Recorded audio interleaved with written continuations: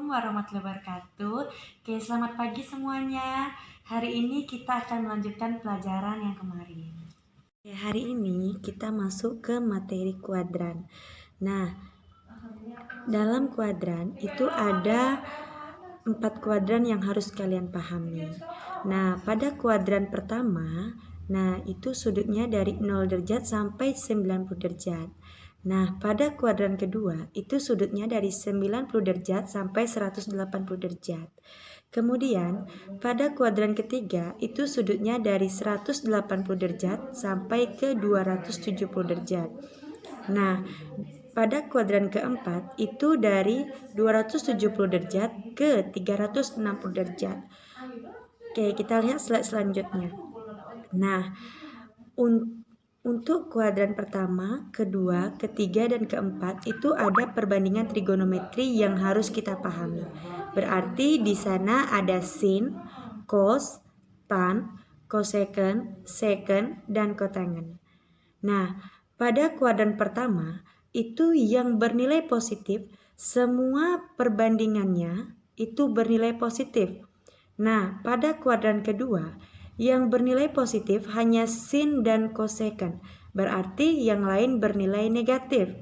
Sedangkan pada kuadran ketiga, itu yang bernilai positif tan dan kotangan, berarti perbandingan trigonometri yang lainnya itu bernilai negatif. Nah, pada kuadran keempat, itu yang bernilai positif, perbandingannya cos dan secant, berarti selebihnya bernilai negatif. Nah, biar lebih mudah kita mengingat nilai yang positif, kita bisa gunakan rumus semua cinta cos. Semua berarti kalau pada kuadran pertama, semua nilai perbandingannya bernilai positif. Cinta, cin berarti sin yang bernilai positif itu terletak di kuadran kedua. Ta berarti tannya yang positif. Nah, itu terletak di kuadran ketiga. Cos berarti cosnya yang bernilai positif. Nah, itu terletak di kuadran keempat.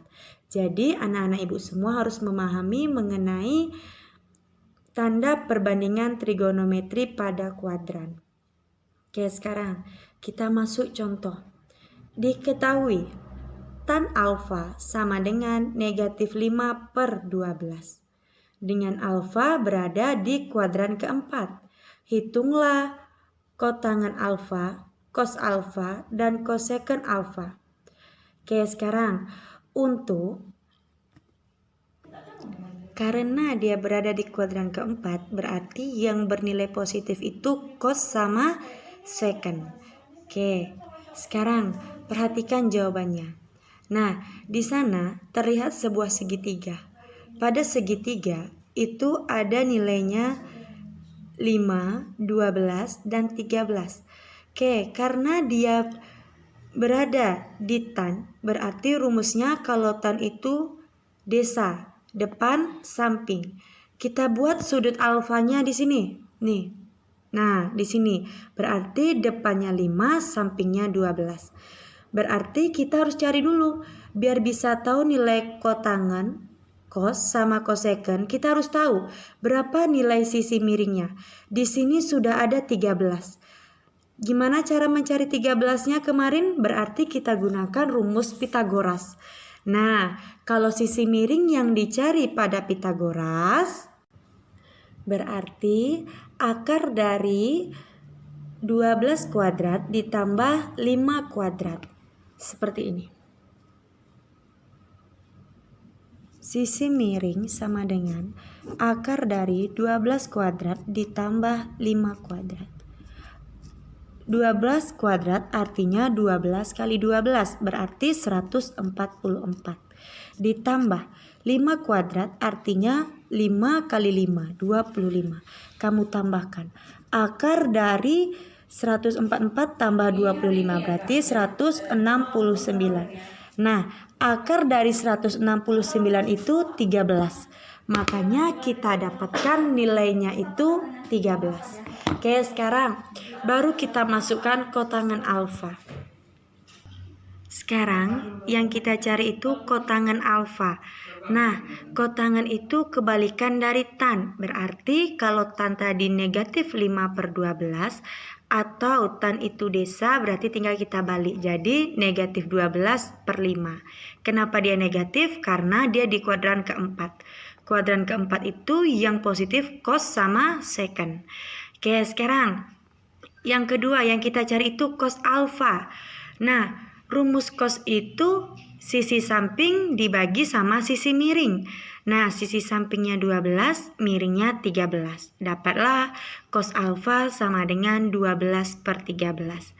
Ingat, dia di kuadran keempat, makanya cosnya itu positif. Nah, yang terakhir yang kita cari itu cosecant alfa. Cosecant ini kebalikan dari sin alfa.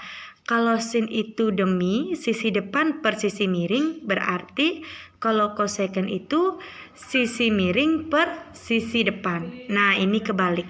Berarti kita ganti jadi 13/-5.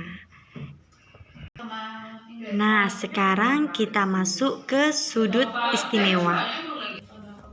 Nah, pada sudut istimewa itu ada 0 sampai 90 derajat yang harus kita pahami atau harus kalian hafal. Sin 0 hasilnya 0. Sin 30 derajat hasilnya setengah. Sin 45 derajat hasilnya setengah akar 2. Sin 60 hasilnya setengah akar 3. Dan sin 90 sama dengan 1.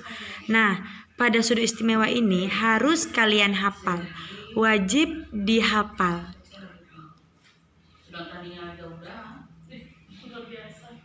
Di chatnya aku sama tuh Bu, saya udah sama Kak Pai sama Mbak apa yang saya remek.